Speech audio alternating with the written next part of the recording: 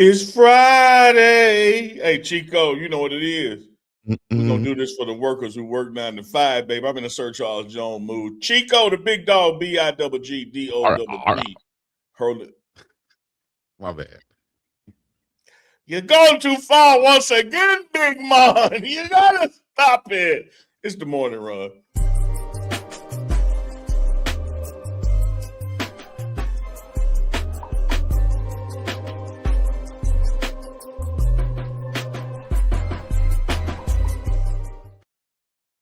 Cheer, runners, mount up. It's Friday, baby. Let's get our groove on, as Unc would say, Sir Charles Jones would say, and everybody out there in the South Delta would say. You understand me? In the heart of the Dixie would say. Yes, sir. You know what the time it is, man. Shouts out to everybody checking in with us from the East Coast to the West Coast. Y'all know what it is. It's Friday. We blowing on the best smoke. Let's go, baby. Turn up. Let's go. Hey. Time to get right. I might have to go see T-Braid's 808 Hawaii today before I go out to Leongola Falls camp out there on tomorrow on the North Shore. I might just go looking like Kawhi Leonard. Go rough. You know what I mean? Well, might not have time to get this. I love about that, Chico. You can't go wrong either way. Either way, it's justified. You got, when you're right, you're right. You got a point right there. And you justified it, had your stuff looking right. I see you trimmed and tight. Shout out to C Nice. There's only one. Shout out to C Nice. I call him Edward Scissorhands. Right there on that north side of Jacktown, laying it down. Speaking of Northtown to Jacktown, I'm downtown Jacktown, but we got to get some shout outs to around the world. New Jersey is checking in. Savannah, Georgia checking in. Fort was Shaky, Wyoming checking in. I guess that's what they say. Montgomery, Alabama, Arkansas is in the building checking in. You know Waco, Debbie Garcia is in the building. Chico, why is the state called Kansas? But if you put an AR in front of it, it's called Arkansas and not Arkansas. I don't know. I might have to smoke a little bit later on and get at some deeper thought. There you go. That's what they. Then you come smoke two of those, then holler at me tomorrow. Then you had an answer. Yeah, it'd be letting you know evil lurks. That's a fact. Yeah, Anguilla, Mississippi is in the building. Anguilla is right around there. You're going to cut through Panther Burn and Nitter Yuma, but if you got the rolling fork, you went too far. Shout out to Anguilla. Nitter Yuma. Yeah. Damn, that's a name right there. TMR. Panther Burn. Panther Burn. Yeah. Yeah. All right. Shouts out to the 303. You know what I mean? And shouts out to Goonsville Clothing and, you know what I mean, Boulder Wars Coda in Colorado.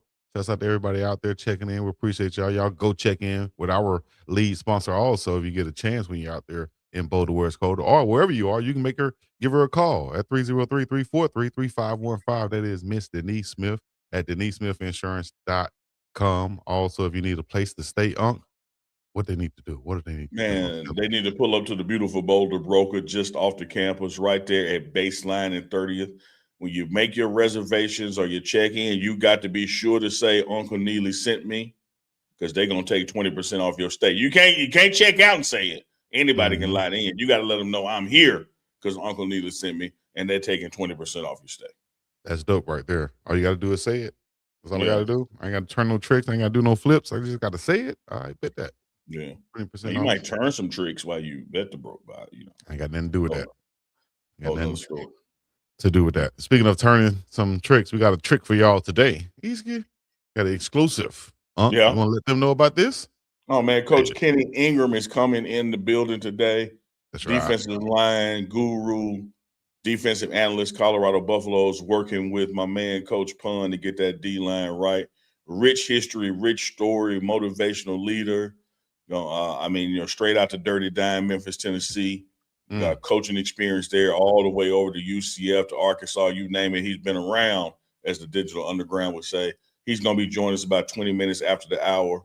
So we're going to get into a little Colorado defense. You said Digital Underground, so that just comes to mind when I hear Digital Underground. Speaking of Underground, damn! Did the Knicks take the Hawks underground last night? Largest NBA playoff halftime final score was 140-89. Big Body Brunson even went on there and took Lil Boosie out. Big Body Brunson. And when you have Big Body Bronson doing that, you know Spike Lee gonna be happy. But as you said, he did take out Lil Boosie out there in the crowd. You got Shouts dog. out to Boo. You just gotta love it, dog. He even came over there and you know tried to check on him after the game. But if you watch Boosie's Instagram before the game, he was on Instagram. You know, Boosie always go on his Instagram and tell people or ask people what he, to help him out. He needs something. So he got on his Instagram and he said before the game, "Hey man, I got $2,000 for anybody who want to switch seats. I got a good seat, but I want to get a better seat. I got $2,000. Anybody? I got $2,000 change the seats." That's what Boosie said, right? But I want to ask him the question. Like I got to have him on the show or something. I want to ask him the question: did he change the seats, and that's when Bronson ran into him, or was he in his original seats? And that's where Bronson ran into him. Man, I want to know. Did he pay $2,000 to get that extra pub just by chance, Well, or what? if you watch the Hawks regular season games, see Boosie's gonna find a way. A lot like Chico, he gonna find a way to make it about him. Like he out there dancing at halftime, dancing with the mascot. So I don't care where he gonna sit. You gonna know Boosie there. Shout out to my guy. I claim him as my homeboy because he claimed Jackson, Mississippi is his second home. If you don't mess with Boosie Boo, I don't know what to do. Like Boosie is a consummate entertainer. I love what he told post game Brunson, "Hey, you gotta give me the Madison Square Garden. I ain't never been.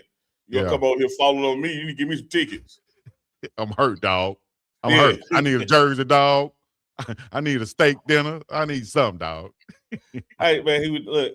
The Brunson fell on 98% of the other people. 2% Boosie. Boosie what acting hurt.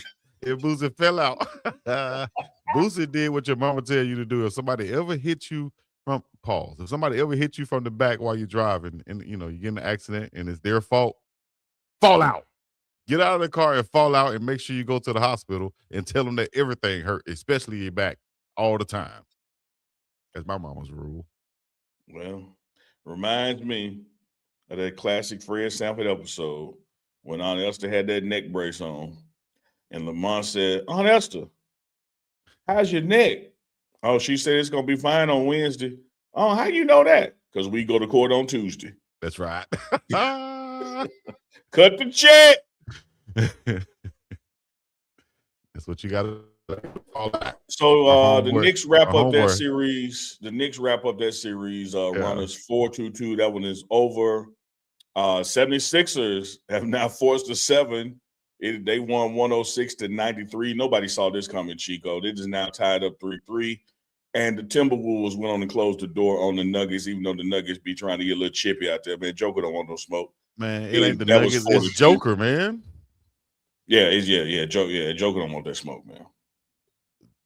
I think Jokic just feels like the big kid at school or in the schoolyard. I feel like I can beat up everybody. I'm not going to try to, but if I feel like doing something, I could just push everybody down and just bull over like Wreck-It Ralph if I want to. Yeah, but then when people respond, it ain't no follow up. That's why I know he don't want it. Yeah, he do exactly what you said he do, Chico. But then when they go chest to chest or chin to chest with him, then he looking at the refs throwing his hands up like I ain't done nothing. Yeah, you saw Nas Reed come over there, want all the smoke. But I saw, you know what? I had a problem with. What's that? I saw Rudy Gobert come over there in the middle of all of this, right, Unc? Mm-hmm. And we all remember what happened with Draymond, and when Draymond came through, when they had the little scuffle with the Timberwolves versus Golden State, Draymond came through, and what he did, he grabbed Rudy by the neck, "Get up out of here," took him about the club. I was looking for that same type of energy from Rudy Gobert. He came over there like this. No, you wasn't. You supposed to came over there and grab Joker. That's your time. That's your opportunity to grab the guy you going face to face with. I'm hearing everything you're saying, Chico, but you wasn't expecting that. You wasn't looking for him to do that. That you were not surprised that Rudy did not do that. Well, maybe I should have said I was really hoping that he would come over there and show some aggressiveness. Chico, you remember back then at Selma Middle School, not high school, Selma Middle School. And they would put up that paper with "Go Fight Win," and y'all would run through the paper. Yeah. Rudy ran around the paper. Rudy don't want that, man. He won't even bust the paper. No, But Rudy get ran busted around a the great. paper. Rudy went around the paper just because Rudy know if I run through the paper first, it ain't gonna break. So let me. Yeah, go ahead. He either feel like it's not gonna break, or it's gonna. I don't want to be that violent. I don't want to be the first one to break it. Like, well, Hey, that's your job. Shout out to the shark with the fork, lose at the Glen. They just ain't made that way. Hey, and ain't nothing wrong with that. Be who you made to be, man. You just so Chico, you wrong for expecting that from Rudy. Nah, I know man, you ain't wrong for wanting it. But you said I was looking for Rudy. Come on, dog. You weren't looking for Rudy to do that. Yeah, it was your opportunity, Rudy, and you didn't take it. So, hey, I don't know what to say, dog. I don't know what to say. He need to have some football in him. He never played football. He come over there from France and never played football. Never really got physical. I could tell, but it was your opportunity, Rudy, and you missed out. Now the Joker is gone. Well, the series, the playoffs ain't over. They won. They moving on. That was Thursday, Chico. Before we get into this Colorado football, let's touch on a little Friday because today is May 1st. It is May Day. It's the first of the month. I know your check came. Put us on. Pistons and Magic are tonight. Orlando is leading that one 3-2. So what does that mean? That means this is a must-win for the Pistons. They got to win the next two. Cavaliers, Raptors are tonight. Cleveland is leading that series 3-2. I'm looking for the Cleveland Cavaliers. Go ahead, close that out. And Lakers have to go back to the Rockets, having dropped one. So the Lakers will go back to Houston in the late game. It is 3-2. If Houston wins, you'll have a game 7 in LA. If Lakers close it out, it is a wrap. Chico, talk about them 3 games. I just want to say, first of all, with the Lakers, that LeBron, I think they'll be facing without KD once again. Yeah. When you asked me Wednesday, whether they would win and close out in LA, I said, of course. I said, hell yeah. Do they Sure. have a chance? No, they don't. Well, they proved me wrong, damn it. And the Lakers proved me that. Let me help you out a little bit, Chico. You actually said they did have a chance. You went down, you went with the Lakers to win, but you did acknowledge that Houston had a chance. Yeah, okay. Yeah, I appreciate that. But it just hurt my heart. We didn't close that one out. We didn't show the maturity, the camaraderie, the team chemistry to go ahead and go in there and get that win. But Rockets came to play. So we'll see if LeBron can muster up the energy to get a win in Houston. I'm not as confident in this one.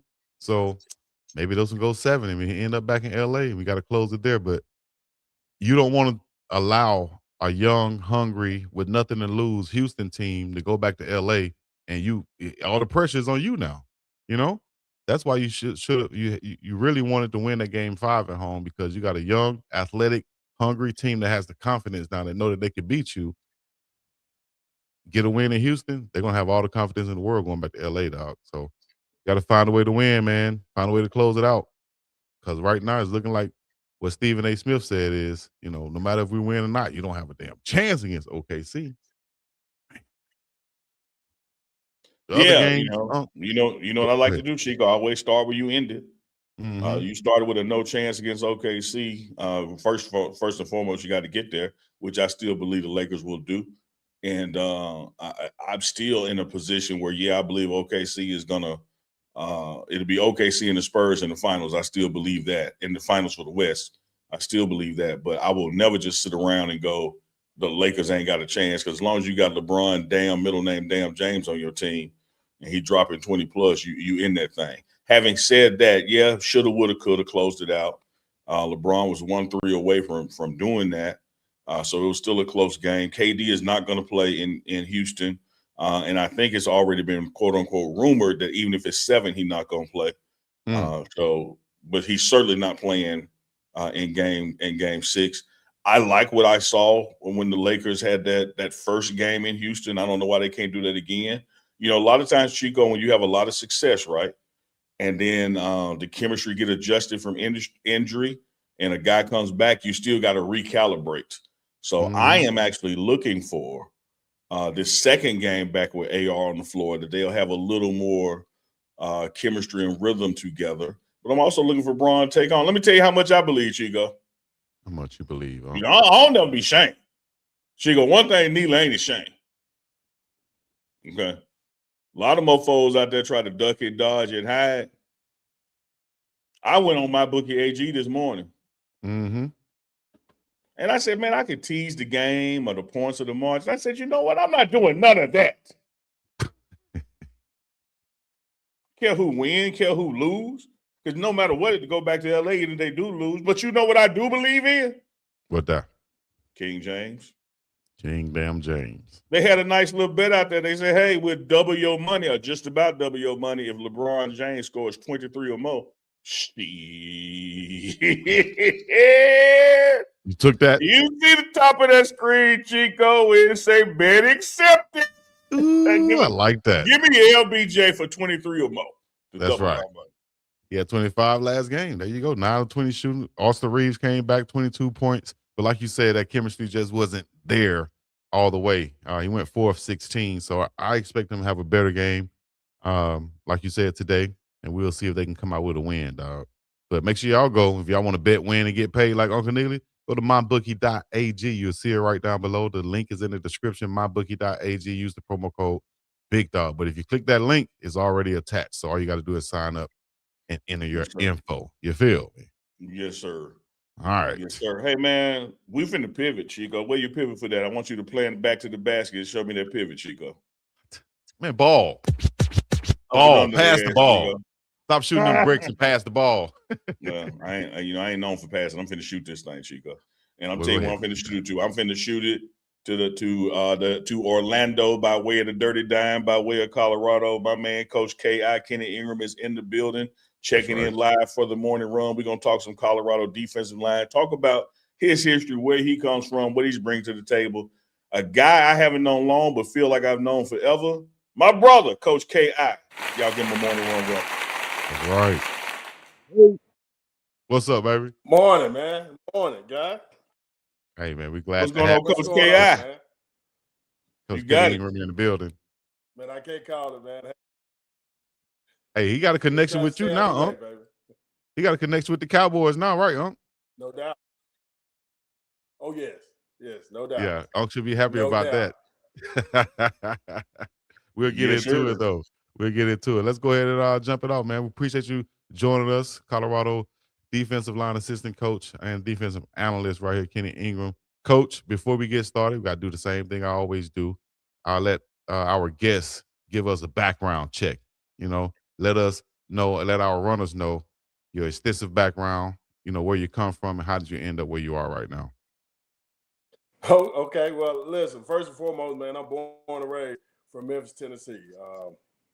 Memphis, starting off just in my coaching career, man, I started off as a head high school coach, man, at a school called Melrose High School, which is in a community called Orange Mound, which is the third largest black home community in the nation behind Watson, Harlem. And from a 8-ball MJG, baby. You feel me? Yes, sir. Yes, sir. Orange Mound. So, started off as a high school coach, man. But before that, man, let me say this here, and I always try to label this as, man, I'm an ordained minister who coaches college football. And the reason I always label that, man, because what my life journey is in my career, it's always been centered around ministry. It's always been about that.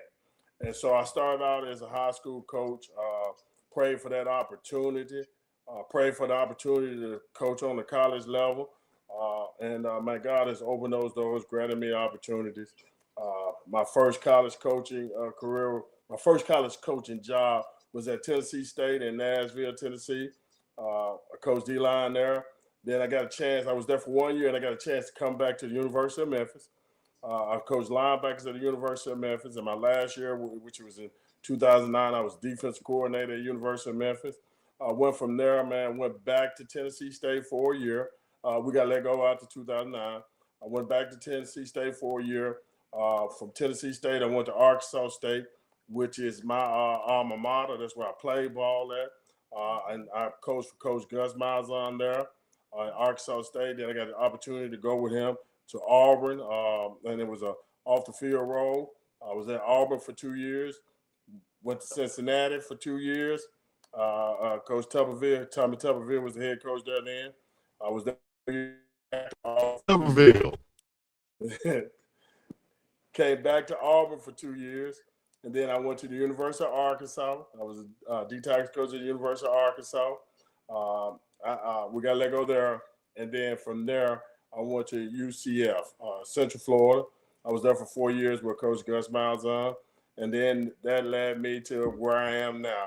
Here's the defensive analyst at the University of Colorado. I love that. I love that, Coach Cal. Let me hit you with this from the chat. 3 fingers, 2 fingers round, 3 fingers down, orange mound, baby. The mound is in the building. Hey, Coach, you know, I want to dive into you and Coach Prime's relationship, but before I get there, you mentioned some names. You know, Tommy Tuberville, Malzahn. You've been at Tennessee State. You know, hey, I got this gray, so I still say Memphis State sometimes. You've been at the University of Memphis. When you stir all that in the pot, or also being an ordained minister, like what being part of all those coaching trees, what's some of the things you picked up along the way to contribute to your style of coaching? Man, well, just being a lot of things I've learned from everyone, from every opportunity that I've had, every experience I've had. I've always went into it with my eyes wide open to see what I can learn. And you know, you learn from all types of experiences, the positive experiences and the negative experiences. So, man, I learned what being a professional is at this level. I learned just, you know, how to navigate on a college realm. But one of the biggest things is like I said, I'm an old high school coach at heart. And, you know, high school coaching and college coaching, while football is the same, man, the whole culture of it is different. You know, in high school, you have authentic player-coach relationship. And what I learned is how to breathe that. Coach Malzahn was a high school coach at heart. He learned, man, and how to breathe and create a high school authentic coach-player relationship on a college level can work and get successful. One of the biggest things that I learned, man, in my experience.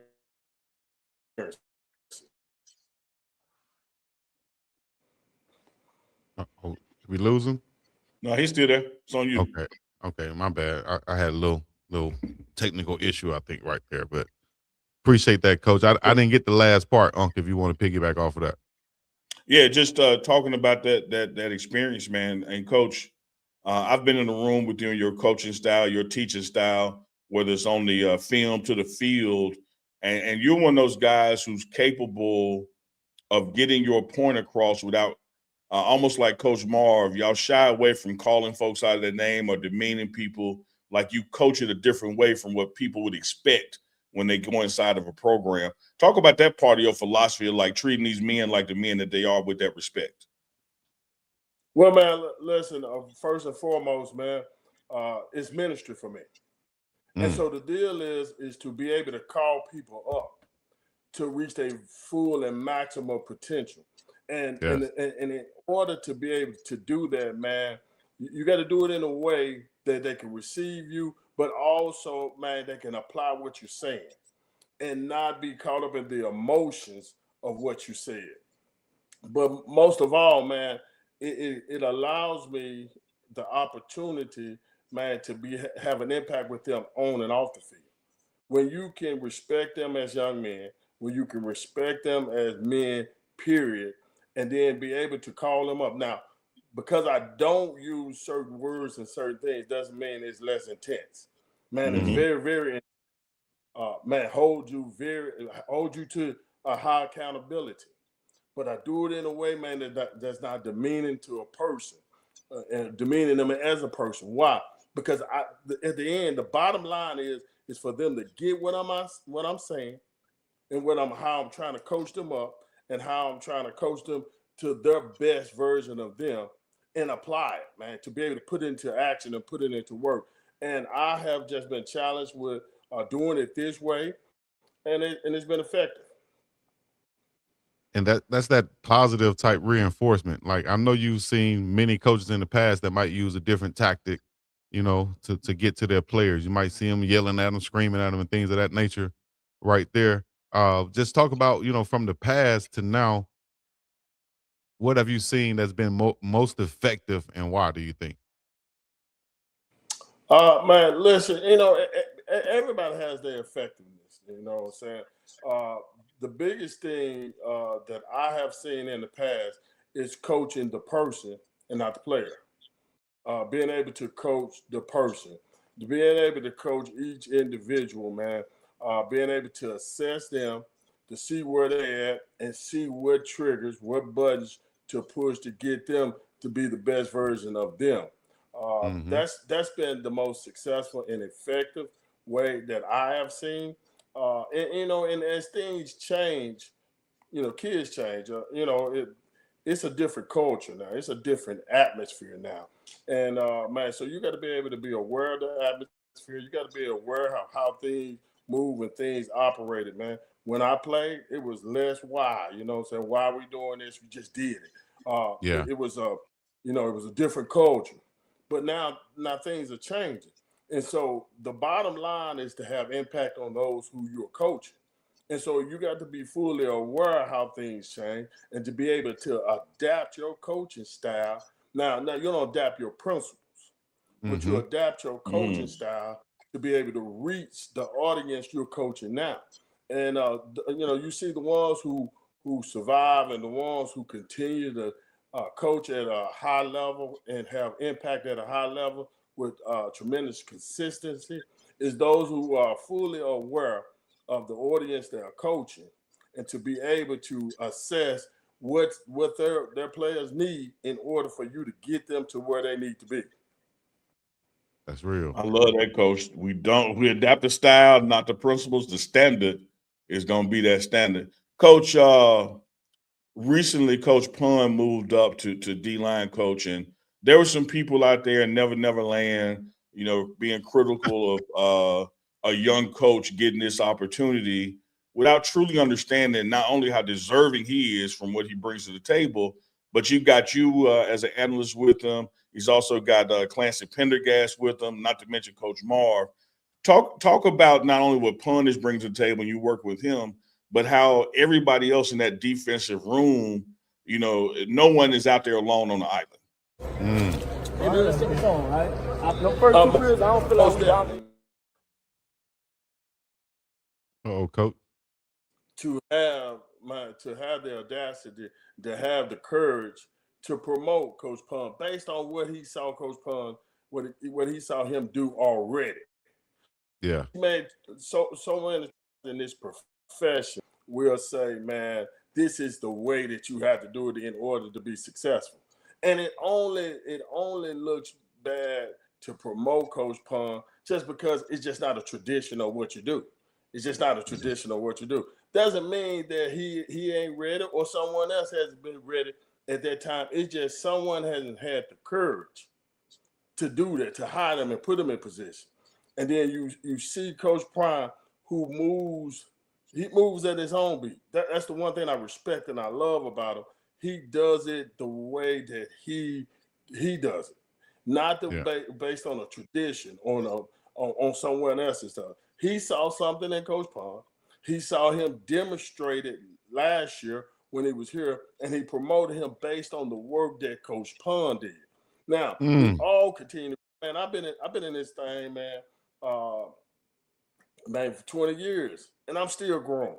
I'm still learning. So we're all doing that. But man, his foundation, his work ethic, his passion, and his humbleness, man, to want to be better, to receive, man. It is a thing of beauty, man. I really, really enjoy, man, having this opportunity, this role to work with Coach Palm.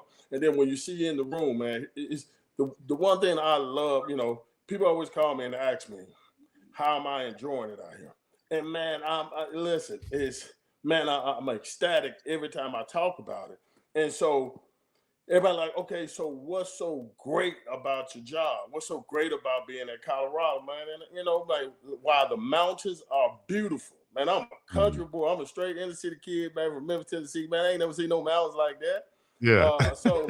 Man, like, that's beautiful. Listen, the food in our training table, man, it is. Listen, it's second to none. And I love food, man.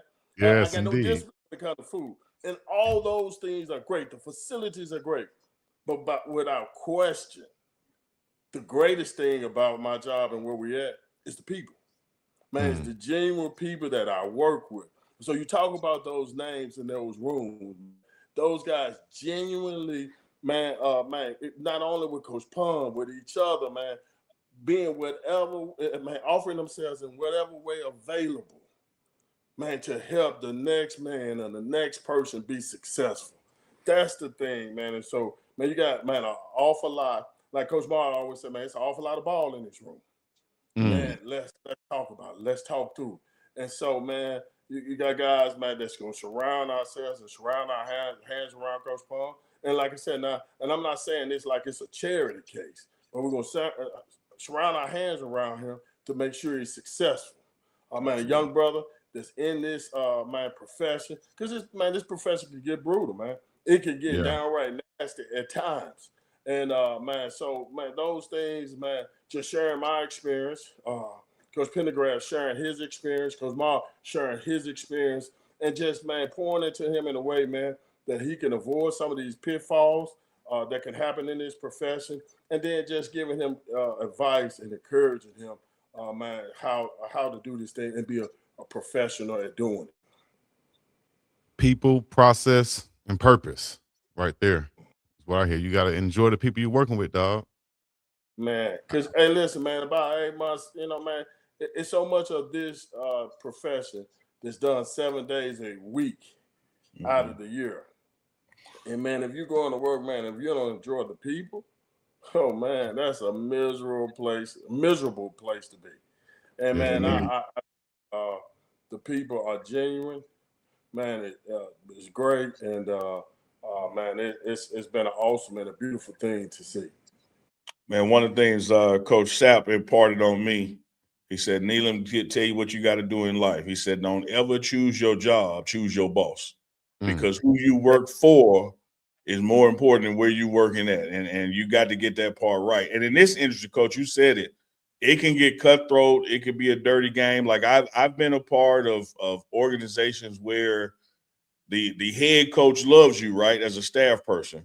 But when another coach calls to offer you a position, he'll down you just so he can keep you. And Coach Prime is the complete opposite. Like he wants you to elevate and be bigger if that's what the calling is. But they don't always work that way, man. And so to see y'all have that understanding and working with each other, you know, that's a beautiful thing, as Bucky would say. It is, man, because, you know, the thing about it is the nature of the business is competitive.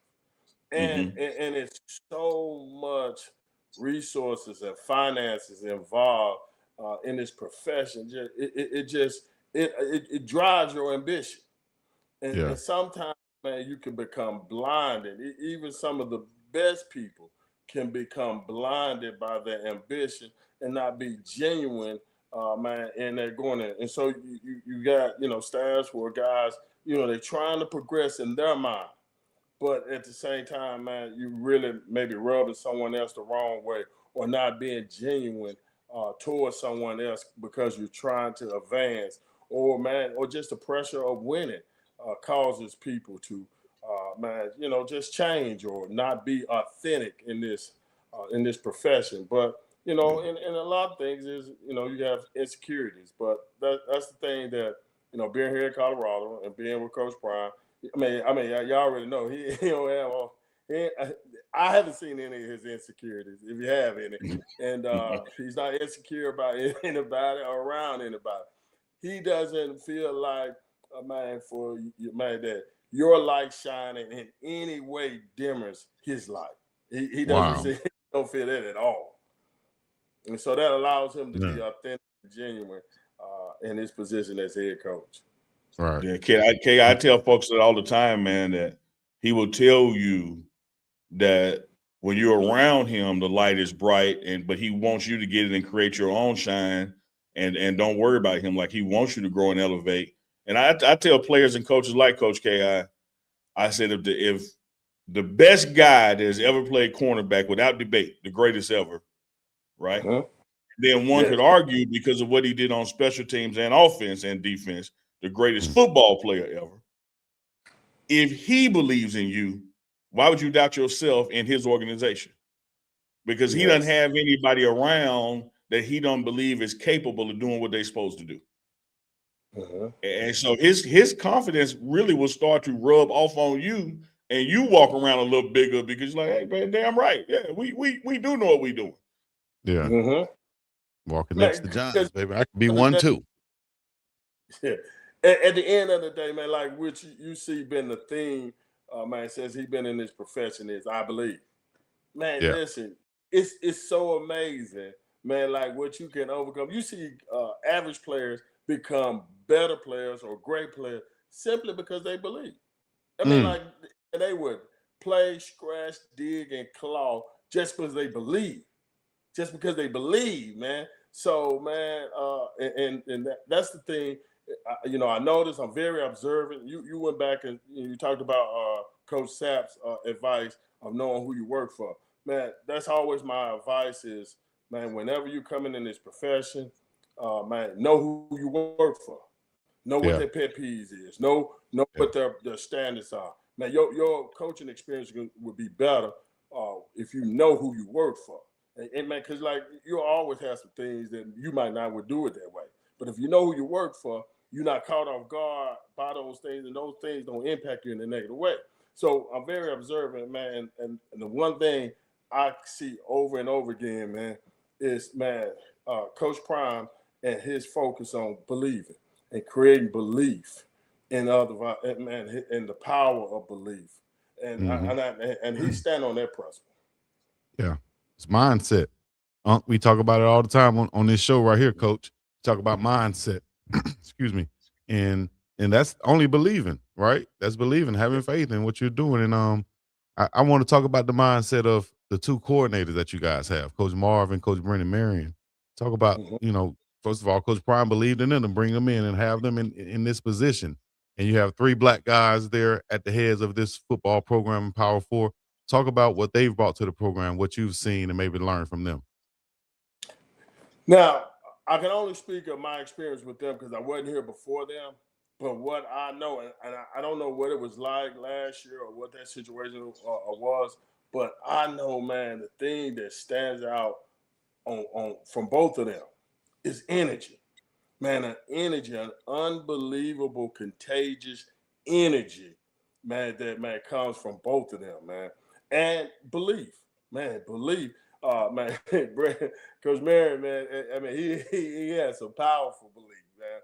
And I really enjoy, because I love, man, it's not a separation offense and defense, man. We got staff. And so, like, we talk and go back and forth a lot, and, especially with Coach Marion. Because he is, man, he played for Coach Miles. So, we have that connection there, man, and we talk about things, but we talk about a lot of things, from, just our experiences growing up. But, man, he has a belief and he has an energy, and it's a contagious energy. And, man, and so you feed off it, man. And he has an identity. Man, and that's another thing is, you come in and it's man, it's the go-go offense. Well, man, you see some things in his creative way of doing things that, are still football, you know what I'm saying? It's a creative way of running split zone or counter power, whatever. It's creative way, but it's his identity. Right. And it gives the offense an identity. Man, once you know who you are, man, so like, okay, man, through the storms, through the highs and the lows, having an identity, man, listen, it breeds a confidence in the fight that translates to success. So, man, that's the thing about Marion. And then when we come to Coach Marv, man, I've been knowing him for a while because he's been from Memphis, Tennessee. I saw him as a high school player. He's always been a mature. He's always been a mature young man who crosses every T and dot every I.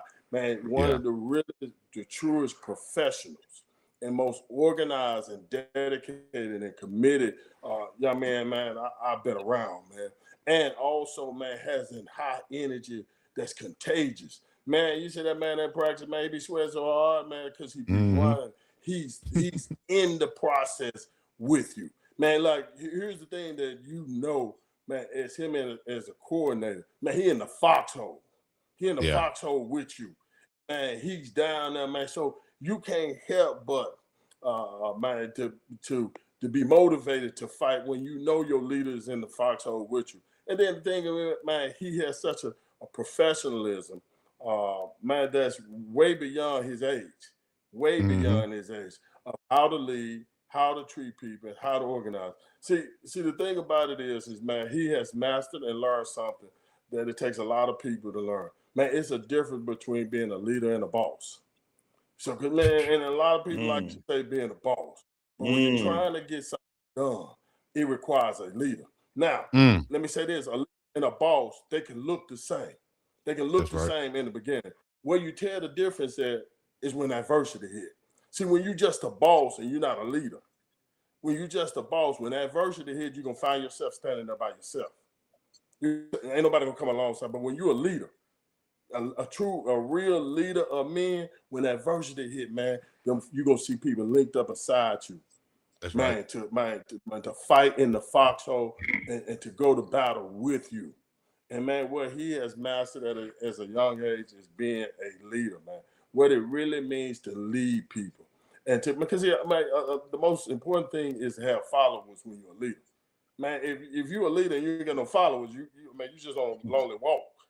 You're not what leading. we doing? But he is a leader. He know how to lead people. He know how to be energetic and contagious. And the greatest thing I could say about him, man, is, man, the tongue in his shoes line up with the tongue in his mouth. Man, what he say, walking like he talking. Walk. Yes, man. No the tongue Migos. in his shoe, line up with the tongue in his mouth. Damn, like that. Ooh, Hey, what? Coach Marion, Coach Marv right here. That was high praise from Coach Kenny Ingram, right? I know we're going to clip that and put it out right there, Coach Marion and Coach Marv, right here on TMR Live. Let's go. Hey, Coach, you talked about some identities there. Coach Marv identity, Coach Brendan Marion's identity. I want to explore a little Coach KI identity. Because now, I tell my man Big Dog Chico all the time, when I did go to Sunday school, I went for the lemon cookies and the jungle juice. But while I was there now, I did learn a couple things while I was there.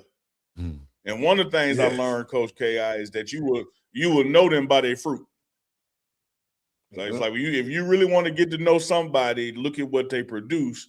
And when I've looked at your coaching record and I see, Tremont Morris, Brash, Malachi Lawrence, I know that there are guys who have accomplished a lot that were under your tutelage. But what I want to hear from you is, if you got a guy and he buys into your coaching, how do we know that's your guy? What are the traits of your fruit when people go like, no, K, I coach that guy? I can tell. Man, listen, you're going to tell, first and foremost, man, by how they impact others. Man, listen, you're going to see a lot of great players, man, who are tremendously who are tremendously gifted, man. But the question is, man, why has God chosen you to be gifted? Why has he chosen you to grant you these gifts? It's for you to have an impact on others. Man, in this profession, from a coaching standpoint, man, one thing my thing is I always ask players, and I start off, man, with asking them, man. And I start off the same thing with Colorado, man. What's wrong with being great? What's wrong with being great? So, in my 20 years, I've been asking that question. Nobody's never told me there's anything wrong with being great. So I always ask them, what does it take to be great after that? And that hard work, dedication, and commitment, and those things, which I totally agree with. But nobody's never tell you it takes talent to be great. And so the expectation is to go and be great, man, to be great on and off the field. And a part of being great and on and off the field is using your influence, using the gifts, talent, and abilities you have to make a difference to the others around you, to impact others around you. Man, listen, Malachi Lawrence, he just got drafted, man. But the greatest thing man, I want to say about him and his growth as a young man and as a leader, to look to see how can I make my other teammates better. Man, he Mm. had an interview and he started talking about a young man that's coming up behind him, that he's Yes. leading. Like, hey, I'm pouring into him and the passing the torch in him. Man, guys that I coach, man, when I first get them, I tell them, man, hey, listen, man, I ask them what their goals are, what you want back from this game, and everybody gonna tell you the same thing. Everybody want to play on Sundays. Okay, that's cool, man. Hey, man, in order to play on Sunday, you got to dominate on Saturday. So that becomes my goal. That becomes my goal for you. And that being my goal for you now, every day you ain't gonna like me. Because see, every day you're gonna come out there, man, ready to, man, do the things that you need to do in order to beat out the person that's all over the country that has the same goal as you. I said, but let me be very, very, very clear. Very clear, man. That's not my ultimate goal in you.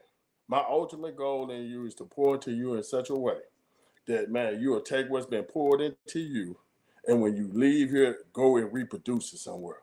See, what they do with the influence they got, man, is what stands out, man. What I want to be known for as a coach, man. The coaching them to be the holistic player, to not just being a great athlete, but man, being a great citizen, being a great person.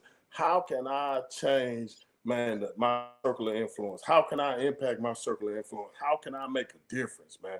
So you got to go out when you leave wherever I'm at coaching you. When you leave there, here's the expectation, man. Go somewhere in this world and be great in the community. Be great in life. Be great in your family. Be great as a father. Be great as a husband.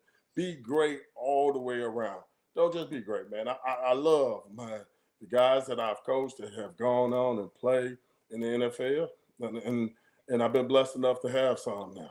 And then the other night, man, it was really, really great to see Malachi go in the first round.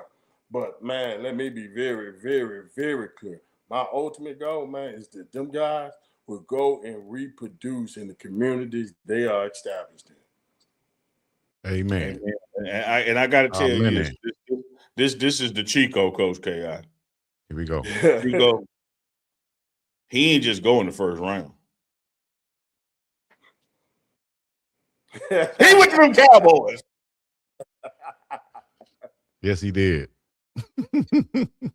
As you see him right there, amen. I think, what do you think about that fit right there going to Dallas, Coach? You know, knowing Malachi, what do you think about the fit of him with the Cowboys? Man, listen, man, I think it's a great fit, man. First and foremost, man, he's an easily coachable player. So, Yeah. man, wherever he go, he's gonna be fine.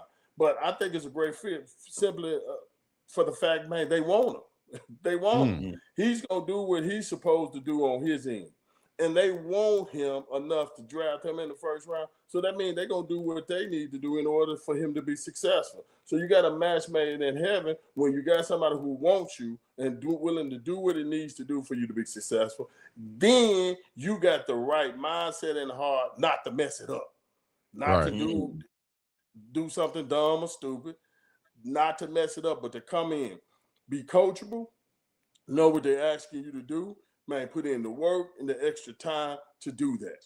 So, man, that's his mentality. That's his mindset. So he gonna do, man, he gonna do a fabulous job. Excited for you. Love You that, Coach. excited for him, Unc, with your Cowboys? Man, very excited because I recognize the fingerprints that's on him. You know, I know, and this is not to take anything away from the previous coaches in his life or his molding in his upbringing, but I know one of those latest people to hold him and put an impression on him is Coach Ki. Yeah. And if Coach Ki signed off on you, Jerry Jones be crazy not to sign off on you. Mm-hmm. Well, that goes right back Man, into like what you got. Oh, go ahead, Coach. Go ahead. nah, and I would just go like he went through that whole process, man. Of man, this situation, this moment right here. To be honest with you, man, it was manifested, man. When he came in, he was gifted. He had to grow in some maturity areas. He had to grow in, man, just in some areas, man, just in the skill or the mindset of playing the game. is what I Mm-hmm. helped him with. But man, when he got there, I had 2 all-conference guys in the room already, who was Wow. on in the room already, really, really good. But every day I told him, "You the most gifted in the room. You the most gifted in the room. And because you're the most gifted in the room, I won't allow you to cheat your gifts." And so I coached him hard. But I kept being the most gifted in the room. Let me be honest with you, man. He ain't like me some days because I was coaching him hard. And it didn't make sense. I had a conversation with him not long ago, and I just asked him, "Somebody, do you understand now?" He said, "Yeah." And those guys, and the thing about it is, it was a bigger thing to the other guys in the room, because the response you get on the night he gets drafted, they knew that was manifested. That was spoken years before that. It was like, man, so yeah, man. At one point, it was like, man, gifted. They were calling him gifted because I kept saying you the most gifted in the room, and it didn't start out like a compliment, like coach, but he was the most gifted in the room. He had to know he was the most gifted in the room. Right. And man, when he discovered, because I don't want you to think you're not the most gifted in the room because you got 2 all-conference guys playing in front of you. No. You're the most gifted in the room. And when you realize you're the most gifted in the room, nothing else will matter. It won't matter nothing else. And so, man, his sophomore year, man, he was fourth. He was fourth in the conference in sacks, and he was splitting time with a guy. And this was our first year in the Big 12. He was fourth in the conference in sacks, and he was splitting time with another guy. So man, it was great to see his maturation. Man, the first round draft pick, that was icing on the cake, but it's the process for me. It's the process of watching young men discover who they are, man, and come into their own, and then that coming to fulfillment. See, that came into fulfillment, and that was a witness not only to him, but to every other guy that was in that room. Yeah. So in real time, you get to see that. Real time, you get to see it and manifest it. And it goes back to mindset and belief. You kept saying that to him. You kept watering that flower. Bam! Look what happened. Eventually he kept hearing it. He was like, "Damn, I am that. I got to live up to that now." It's totally different, man. I like that what you just said. You poured into him. So, Unc, you want to go ahead and go to something right there? Yes, sir. I want to talk about, you talked about again, you just coached a guy that went first round, and you've been now in Colorado for a spring. You've seen spring ball, seen the strength and conditioning part, about to take off for the month of May. What are some of the gifts that you are seeing, particularly on that D line that you've been working with? What are some couple of names that we need to be aware of? Man, well, man, I don't want to, just throw out, certain names, you know what I'm saying? But here's what I would tell you from them up front, man. Here, they got a desire to want to be better. They got a desire to want to be good. Got a desire to want to be coached. Man, listen, when you got that, you're gonna see fruit. You're gonna see fruit from it. You're gonna see fruit, man. And the reason why, and I don't want to dance around your question, but what I try not to do is, man, I don't want to call out a couple names, and then because see, from a player standpoint, they hear you talk about that name, and when to them, what it tells them is they not that.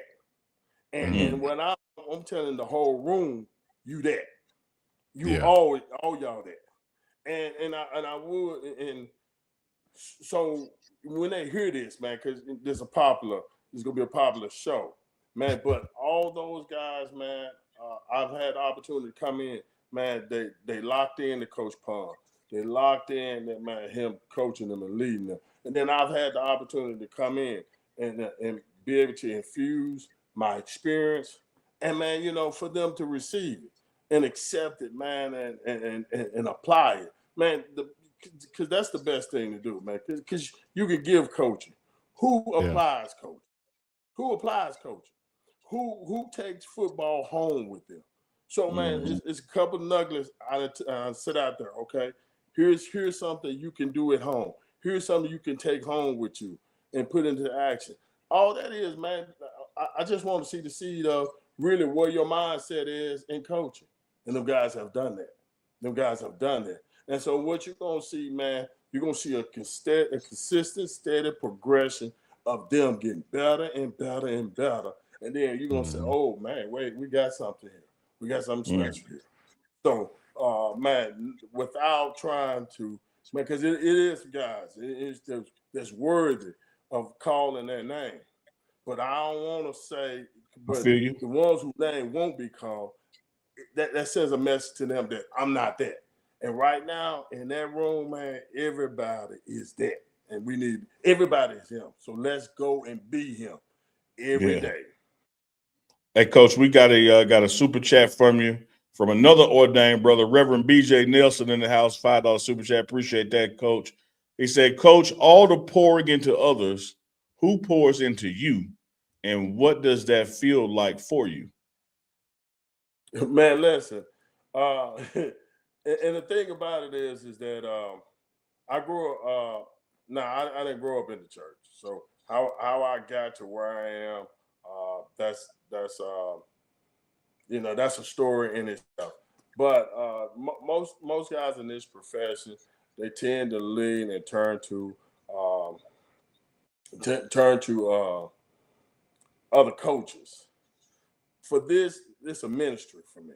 Okay, so man, Brian Taylor is a pastor of Every Nation Church in Cincinnati. Now he played football at Vanderbilt University, and man, he was the pastor of the church that I went to at Cincinnati. Man, I lean a lot on him, and I turn to him, and he's the person who understands from football, and he also understands it spiritually. So how to blend the two. I got one of my best friends who, man, me and him went through our ordination together. He's back in Memphis. So I lean on him and he pours into me. I got a good friend of mine, man, who I work with at several different jobs, man, from Arkansas State to Auburn, who does ministry. And he pours into me.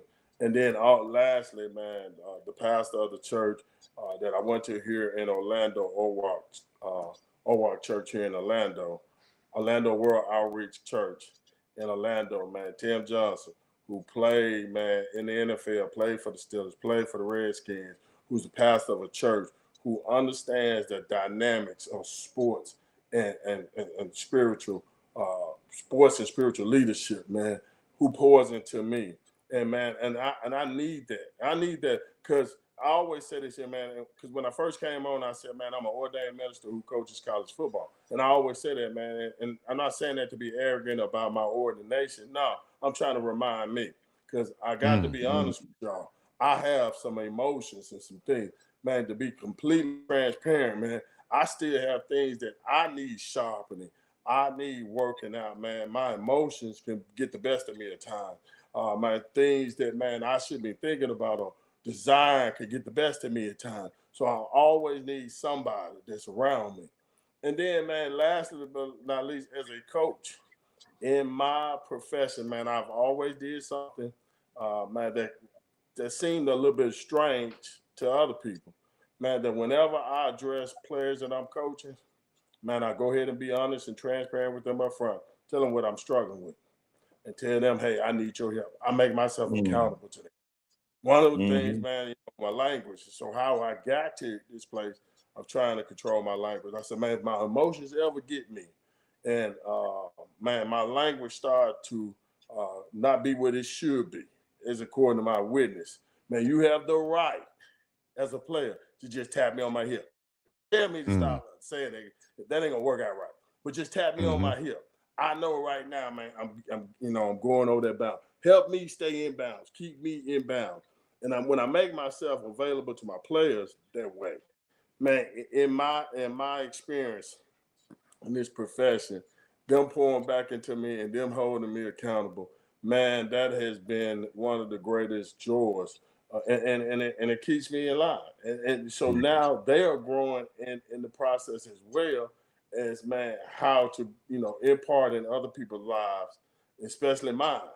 So to the question of the pastor who said that question, man, I got a team of people who pours into me. It's not just one person.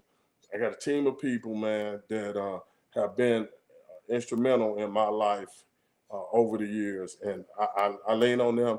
And frankly, I desperately need it because, man, you can pour out, and you can be empty, and and become ineffective. Man, we love that, Coach. Coach, one of the things we have always told the morning run, aka the runners, we're going to always bring y'all some inside exclusive from Colorado football. And with this being the first day, May 1st of the quote unquote, if there's any such thing as an offseason in college football, this was day one of it.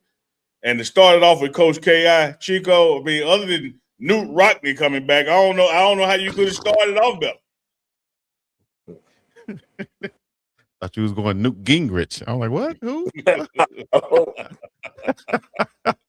Coach, I'm gonna take this because I know we wrapping. Got to let you get to your fam. But Chico, here's a perfect opportunity for me to shout out something with Coach K.I. and let the runners know. Starting this month in May, starting next Thursday, Coach K.I. Kenny Ingram has a segment going to be dropping on the pregame network where you can get some of his philosophies, coaches, and teachers and how to manage life on and off the field. Coach, what do they have to look forward to when you start dropping your stuff? My philosophy, KRS-One. Well, man, one of the things is, man, just equipping man, how to be the best version of you. One of the things that, man, I like to share with people is to possess the life you was created to live. Possess the life you was created to live. And one of the things, some of the nuggets, a lot of times is aimed at coaches, and it's Created to Coach podcast. It's aimed at coaches because, man, I believe this wholeheartedly. Man, the second greatest agent of change we have in this country is sports. Man, when you look at, man, people who mature and grow, they can always look back if they participated in sports and how the impact of sports has had on their lives. And so you got to ask yourself, is sports impacting, changing people like this? Who is driving the sports industry? It's coaches who coach it. And so if we can, man, as coaches, man, if we can possess the influence we have, man, you'll start seeing real change in our communities. You'll start seeing real change in our cities. You'll start seeing real change in our states and our nation. I believe that's available and that's possible through coaching. So one of the things is, man, I challenge coaches on possessing the influence they have. That if we can see this as real discipleship, because, man, here's the thing about, man, in sports, whatever sport it is, male or female, football, soccer, man, whatever it is, every year you got a group of athletes coming into your program. And you got 1 to 2 to 3 to 4 to 5 years to pour into them. And every year you got a group of athletes that's exiting your program, whether they're graduating or they just leave for whatever other reasons. Man, but the goal should be this, that when they exit your program, that they take what's been poured into them and go somewhere else and reproduce it. Reproduce it in their circle of homes. Go reproduce it in their family. Go reproduce it in their communities. And if they do that, based on, man, us possessing our influence, man, you're going to see some real change. You will see some real impact. You will see communities change. Man, that's my burden. That's my passion. And so that's one of the things. Now, it's not just, I talk to coaches, but it's not just reserved for coaches. Man, that's everybody in life. And it's to help you possess the life you was created to live. If you possess the life you were created to live, I guarantee you your life would be the best life you could possibly have. Man, gotta love that, Coach. We appreciate you taking the time out, my brother. Hold on. I wasn't gone, Chico. Oh, okay. Go ahead then. I'm bad. Could you allow me to possess the life I'm supposed to live, Chico? Go Like, ahead. Yeah, I know what's included in the life you're supposed to live. Do you And have that's the to belly to ball a belly block? suplex. Hey, no, look. I could be on with a minister and still be true to myself. I'm gonna get in that bottle with a show up. Oh my Don't God. make man, no mistake about it. You are. Be who you are. See, Chico trying to hide. Look, for the people that pour into me, I know what I need help with. Let me say this, Pastor You know Coach. what? That's the great thing is being transparent. Because I'm telling you, look, I'm struggling with stuff over here. So Yeah. it ain't like I can't. Yeah, let's grow together, bro. Now, see that's what I feel to say, Chico. I don't know if you're about to say that. Let me ask a couple of Memphis questions, or at least go a little little lightning round right quick. Uh-oh. All right. And anytime you say you know somebody or you from somewhere, somebody always asks you, do you know somebody? That's a whole state, man. I'm out here in Hawaii. Somebody asked me, do I know somebody? No, he way over there somewhere probably. So I'm gonna do the same thing with you in a way, right? Okay. So if I say the name, D'Angelo Williams, what does that mean? Man, running back, University of Memphis, man. The greatest running back, probably, man, him and Isaac Bruce. Man, it's a couple of them. I don't want to say he's the greatest football player in the University of Memphis history, but, man, he is top. Man, he high. He high up there. Let me put it there. And Yeah. a great young man. All right. 3-6 Mafia. Trevor 6. Hey, man, listen. Man, really, to be honest with you, man, they did give Memphis a lot of exposure. Man, they own the map, man, and hustle. You wouldn't have. I tell you what, you wouldn't have Hustle and Flow. It's a great movie. You wouldn't have Hustle and Flow if it were for 3-6 Mafia. 8 Ball of MJG. Oh man, listen, classic. Hey, still to this day, man, listen. I like rap. I always like rap music. Okay, so I listen to D1. I try to listen to D1 now more than anybody. Shout out to D1. Yes, but A-Ball and MJG, they set it off. They set it off for them. Penny Hardaway. Memphis, man. Memphis. Hey man, listen, he royalty. Let's not, man. And I don't know, man, nobody know. Man, I watched that young man come up, man, playing, and I was a few years older than him, but I watched him come up playing basketball. He is Memphis. He's Memphis royalty, man. Now he ain't just top 5 sports persons in Memphis. He top 5 Memphian. Yeah, he royalty, man. Penny royalty, man. Wow. All right, I'm gonna go one right here. That's kind of like when somebody asks you, do you know somebody? So I don't know. I'm gonna throw this out there. It might not, I don't know. So if you tell my boy, he'll say he Memphis royalty. Hopefully this works. All right. Rock Dillon. That didn't land. Oh! Dang. Hey, man, now listen, and I don't know, but I ain't lived in Memphis now, and I'm Memphis through and through now. I'm Memphis through and through. This might be. He might be a little bit too young. He might be a little bit too young right there.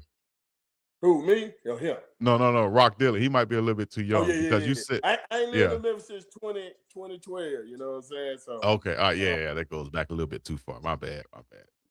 But I had to throw it out there. I had to test it. And No. That's the thing, Chico. You didn't have to. In fact, the way you prefaced it showed you had doubt about doing it. I did have doubt, but I wanted to try it. I don't know if I should do this. It probably ain't gonna work. If you watch the last show, you heard Uncle Neely say, hey, there's no boundary. Chico is allowed to do this. He's allowed to do that. He's allowed to try this. And he is also allowed to be wrong. And be wrong. I totally say that. And just like any good coach that pours into their players, I want you to fail full speed, Chico. Yeah. But you didn't fail full speed. You held back. Well, this might not work. I don't know about this. I'm gonna try. What you were supposed to say is, hey dog, what's up with my boy? And just hit it. Yeah. Fail full speed. I don't know your boy. Now, coach just said that didn't land. That All right, where you plane's go? still in there. We go That cut that don't part. We'll mean go he right ain't here. royalty. It just didn't hit me. It just That's didn't all. hit me. Yeah. That's all. It was just a little bit, before time, but we'll go right here then. We'll edit that out and we'll go right here. I'm going to ask you about this person from Memphis, Coach Yo Gotti. Yo, got it, man. Listen, look, man, rap mogul, man. Listen, he Memphis. He Memphis. He Memphis, Straight out of baby. North. Put the he ain't the only one, but he put Memphis North Memphis on the map. Let me tell you something, Coach. Forget all that yang that Chico talking.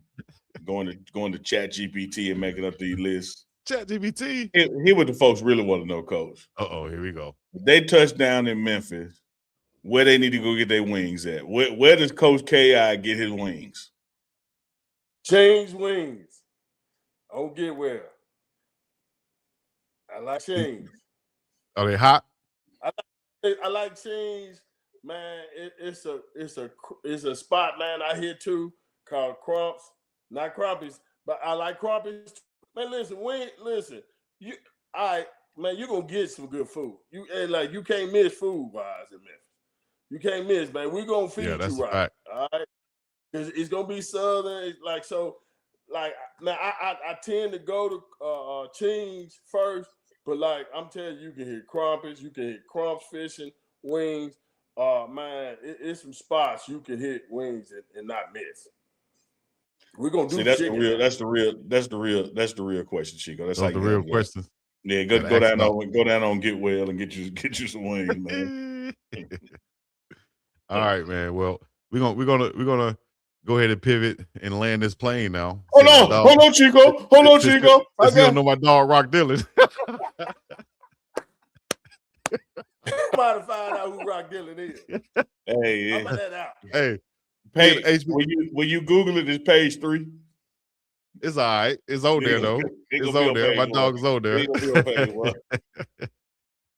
Coach, we appreciate you though, Coach. Man, looking forward to that defensive line at CU this year, man. Everything you're bringing to the Buffs and Buff Nation. You want to give a shout out before you get up out of here? Any and everybody is open. The floor is yours.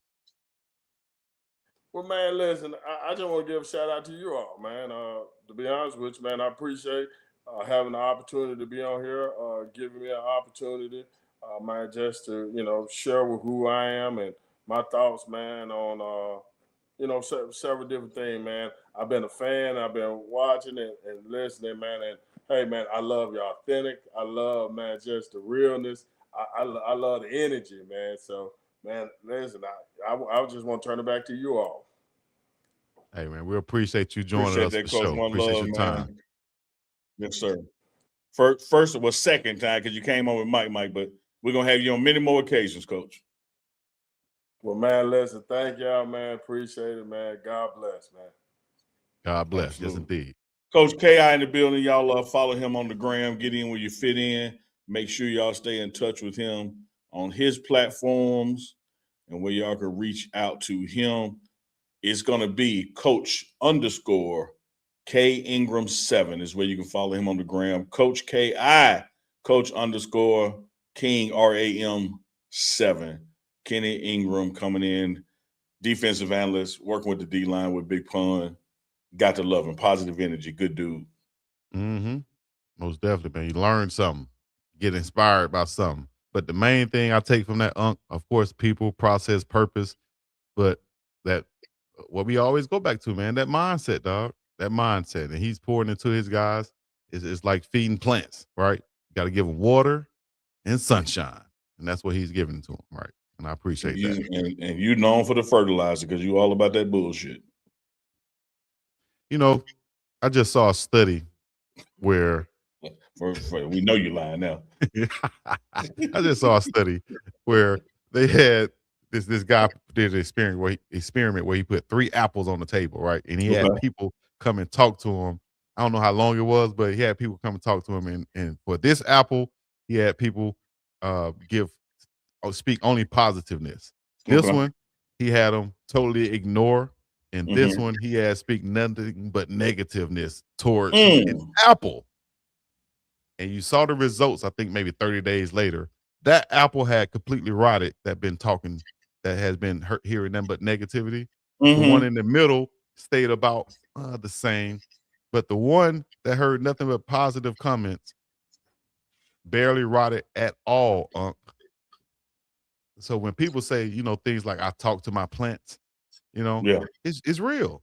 You speak positiveness out there, it's real, So I just wanted to put that in the air, dog. Y'all go check that out if y'all can find it online somewhere. But it's real. I was waiting on the context and the connectivity, but okay. The context of connectivity. You speaking positiveness into your players. You're watering them. Oh, I thought you were talking about when I said when I was dissing you. I thought you said I thought you were saying you the third apple and you hurt. No, that what you said was Tyrone Lue on the ground. I was Allen Iverson stepping over that to make my point. Yeah, I got you. Yeah. Okay. Yeah. Yeah. Let me say this. Let me say this too. Let me say this.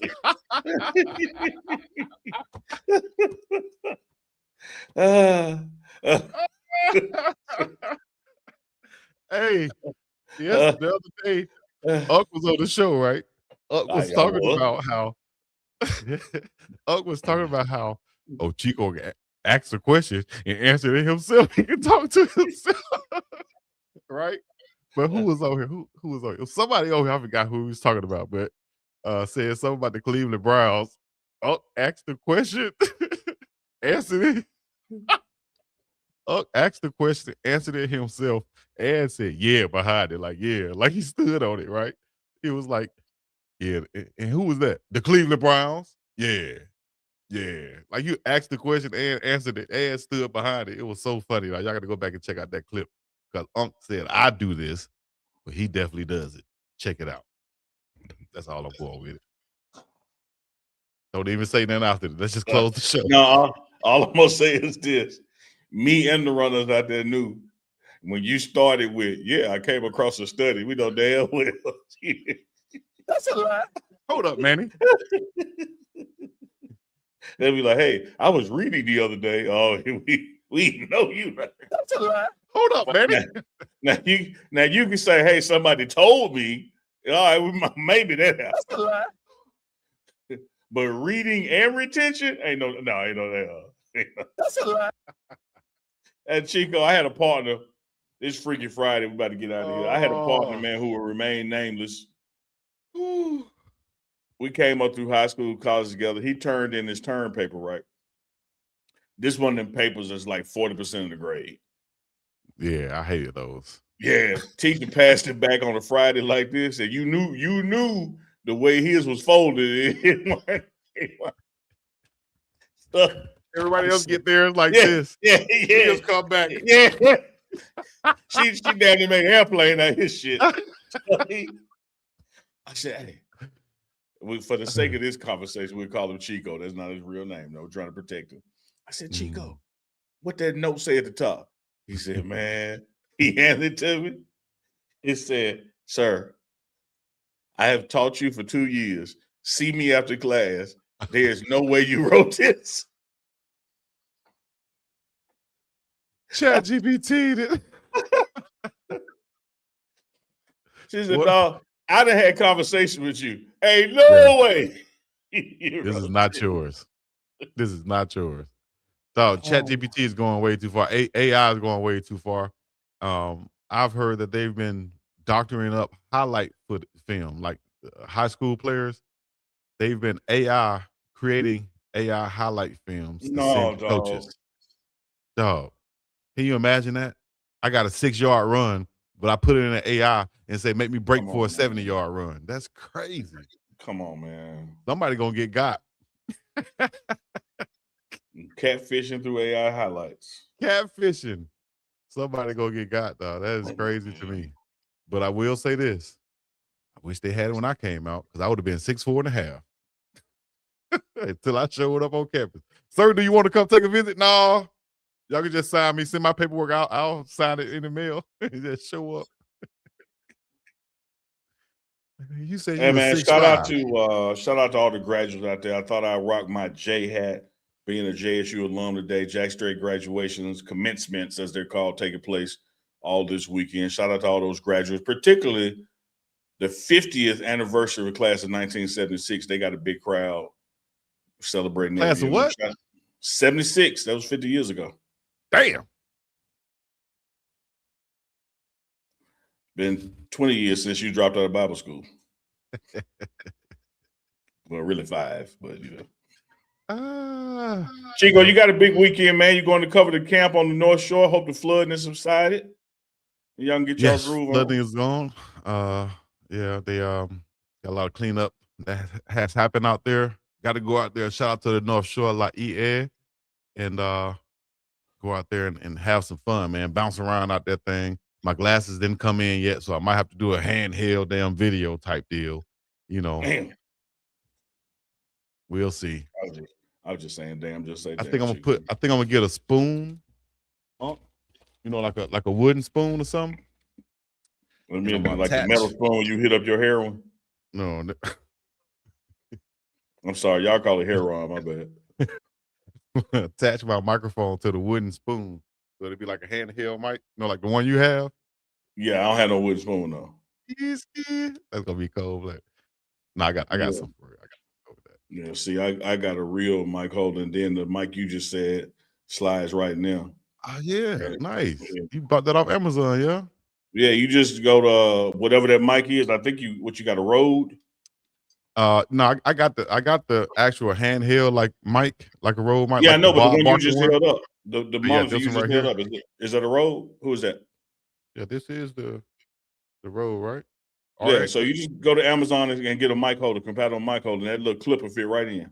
Yeah. Well, I got a better one. I'm gonna get me a rubber band and wrap it around the microphone that I already have, and bam, it'll work like that too. So ingenuity. You got a wind guard because you know it's gonna be windy out there.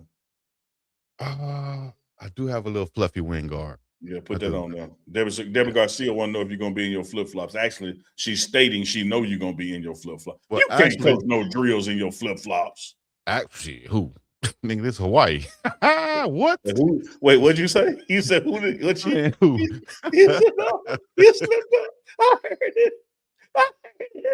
Bro, you got brothers that come over there and now you want to say concrete. Brother. You gonna embalm me, and now you want to say brothers. So, yeah, okay. You got brothers, you got Usos, you got brethren, you got tokos that'll come lay your concrete in flip flops, dog. So what? Coaching in flip flops is like nothing. Might need to create some flip flop cleats out here. Hey, Chico. Since we just partied and bullshitting at the barbecue, do you remember that? I tried to roll off the show on you, but my camera was set to follow. The camera followed you. And I rolled over here. It came with you. Like that's what your ass get. Now we see all those onesies hung up on the wall over there. Yeah, it was good. Roach over there on the wall. Like, God damn. Like I was gonna get that one later.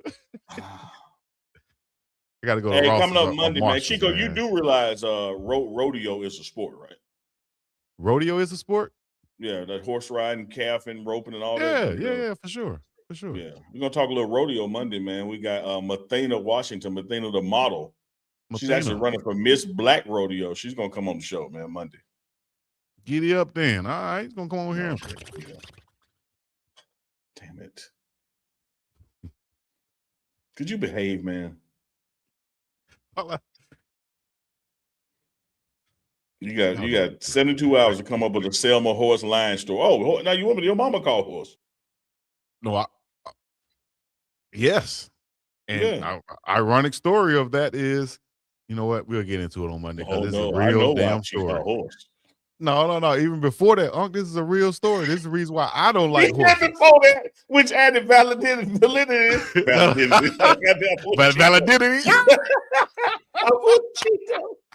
I pulled the Chico. Continue with these. Talking about me now. That's what you get. You got a little influence. Rub it off on Unc over there. Oh, damn. What was that? I had to stop myself. I couldn't keep going. Like, what did I just say? What? Who? Validity. Validity? Who was that? Sound like she was in the projects. All right, before we get up out of here. Yeah, she's still off Get Well by the Wayne place. Got a fine ass sister too. You know V with the big butt. What's her real name? Yeah. Validity. And little sister, continuity, continuity. Got a auntie named Mercedes and Lexus. No, I didn't I stop. told you Anyways. about my boy, man, my partner Todd. I say his name. Todd, the fine Delta walked by. Fine Delta walked by. She had a lion name on the back of her jacket. She walked by. He went, Epitome. She turned around and said, "It's epitome, nigga."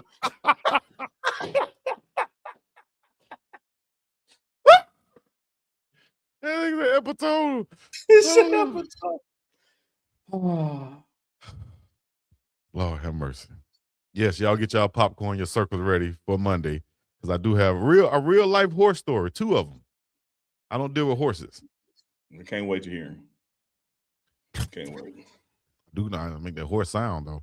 All right. Anyways, y'all know what to do, man. Hit the like, subscribe, comment, all the other good stuff. This has been TMR Live on this Friday. About to go have a great weekend. I'm going to buy me some brand new cleats because I can't find my other ones. All right. Thank y'all for coming out. Make sure y'all go check out. Hold up. We got sponsors y'all need to go check out now. Believe it. All right. First of all, if y'all want to bet, win, get paid for the game, y'all know where to go. That is the only place you can go that we're going to endorse. That is mybookie.ag. Go there and use the promo code BIWDOW. That's Big Dog. You see it right there for game Cisnaix. Who you got, Unc, in this game real quick before we go take a pick? Oh, man. I mean, the Pistons, you got to go with it. If they don't, it's done. Got to go with the Pistons. And then the Rockets. Who you got in that game, Unc? I got Lakers, but more importantly, I got Bron to give me 23 plus. That's really all I care about. See, you went on mybookie.ag and all you had to do was bet on the amount of points. Now, who gonna win? But you bet it on the amount of points. I bet on like Bron 23 plus. That's all yeah. All right. Y'all make sure y'all go to bet, win, get paid right there, mybookie.ag. Also go to DeniseSmithInsurance.com. That's a new website for our insurance agent at State Farm, Miss Denise Smith, where you can protect what matters most. Make sure you give her a call, 303-343-3515, or go to the website and find out a insurance package that fits for you. You feel me? The beautiful Boulder Broker is waiting on you if you come into town for anything, any event, summer travel, getting ready for football this fall, the home games, you name it. Make your reservations, give them a call. And when you make that reservation and or at check-in, let them know Uncle Neely sent you, and they're going to take 20% off of your stay. Don't wait to check out. It's at check-in or reservations, 20% off your stay. Beautiful Boulder Broker. That's right. All right. Be consistent so you can win and go shop at unclechico.myshopify.com. Limited items available right now and more to come this summer. We're going to flood y'all and load y'all up with some merch that you guys can purchase. We appreciate y'all joining us once again. It's been TMR Live with Uncle Chico, Uncle Neely, and Big Dog Chico, the biggest. Mathena the model on Monday, some other coach next week, and we're just going to be talking to Iski all week long. We see y'all next week on the morning run. Let's get up and out of here. Put your black fist in the sky, chakras high. Rebel down flag. That's right. Let's go.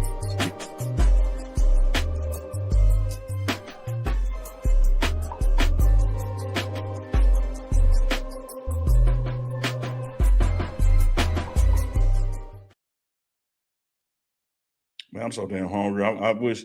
Hey, Shilo, tell that woman to make me a sandwich. I'm hungry as hell, man. I need a sandwich.